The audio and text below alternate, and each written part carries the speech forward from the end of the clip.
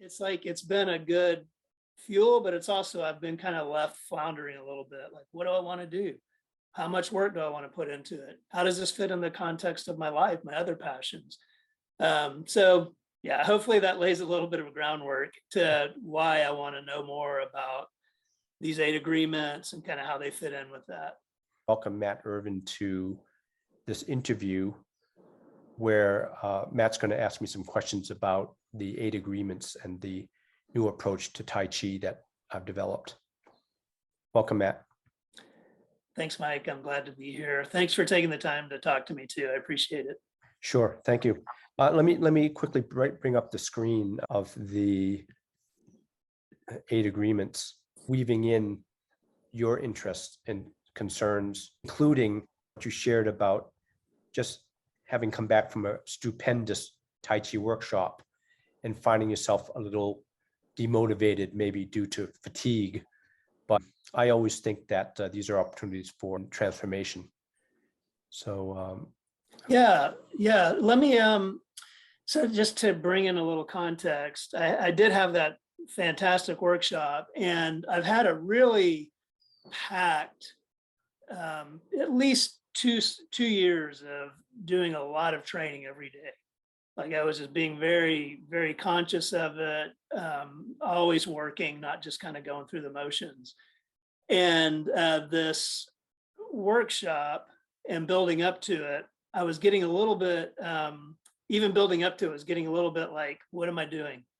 And then it was a fantastic workshop, and I got to experience what I considered the kind of best Tai Chi I've ever experienced. It was like, before I would ask questions like, I don't know, that felt something, but was that Tai Chi? And after this workshop, it's like, that's Tai Chi. Like right away, I had that assessment. Like that's Tai Chi. Because you're with a master. I was with what I consider a master, and just so much information and his abilities, and the people I was with, really a group of people that were similar to me, but all they're eager to learn and just drinking it up and really like questioning things and then learning and growing is really, really awesome. So coming back, it's been a little bit of like a funk because I miss that.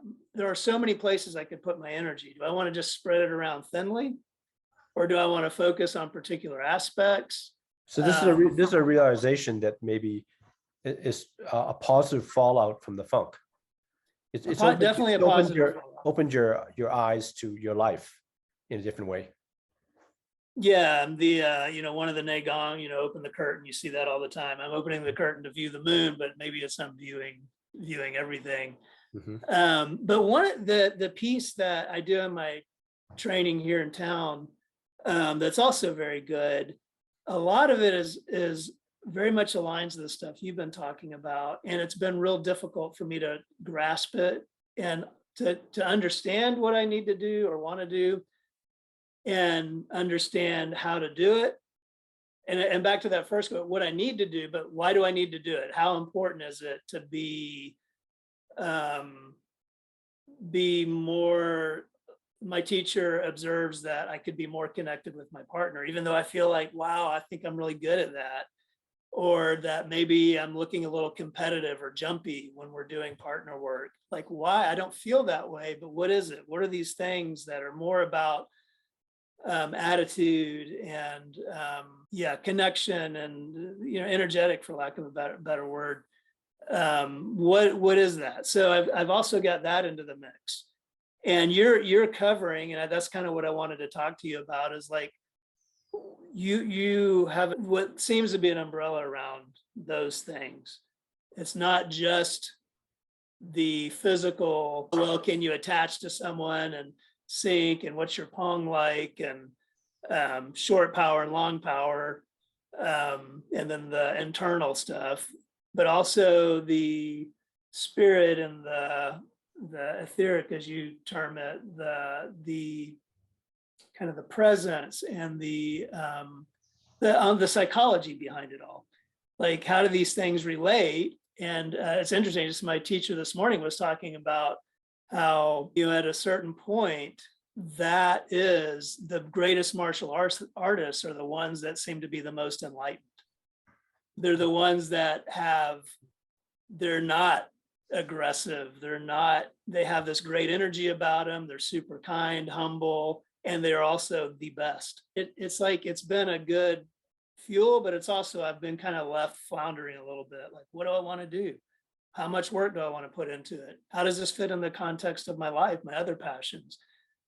So yeah, hopefully that lays a little bit of groundwork to why I want to know more about these 8 agreements and kind of how they fit in with that. This is not uncommon, especially when you've had a peak experience like you did. And then you come back to your real life. The reality is that we don't want to have a continual peak experience. That would be called addiction of any sort. The real life is about sobriety and leaving a legacy, doing something and accomplishing something in your life that leaves what you would consider to be a legacy behind you. And that's just almost like the human predilection. It's not a choice. It's what we're here for. We're here to leave some sort of what I call etheric imprint on the planet, which is in service of humanity, the progress of the world and humanity. And to your point, it always in the direction of enlightenment, in the direction of compassion and love and healing. And I think a lot of us walking wounded who go into martial arts or other professions that have this edge to it, we're hoping that the Tai Chi will be a means to help us find that higher state, that freedom, but also that, as the Chinese would say, that capability is a very important component of that. For example, to possess within myself or yourself the ability to deal with chronic problems that we either inherited or acquired, physical things. It could be relationship things based on past, childhood things. It could be world events that have traumatized us. And we should never lay down and just resign ourselves that we can never do anything about that. No, we're here to heal. We're here to gain freedom. And enlightenment is really the way. So Tai Chi is a powerful vehicle for that.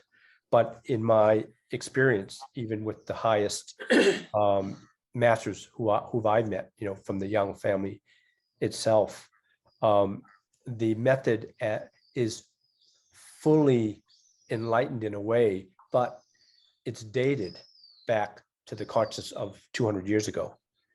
So what we all have to do is a challenge, and we're doing it anyway, whether we're aware of it or not. We're trying to take these old methods and to reconcile it with our modern life. And what that means is we've got to bring in modern knowledge. We've got to bring in